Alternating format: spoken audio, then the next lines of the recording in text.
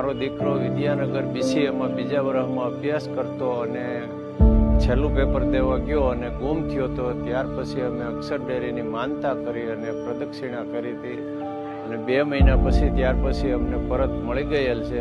એટલે પાછા અમે આજે એના દર્શન કરવા અને પ્રદક્ષિણા કરવા માટે આવ્યા છીએ.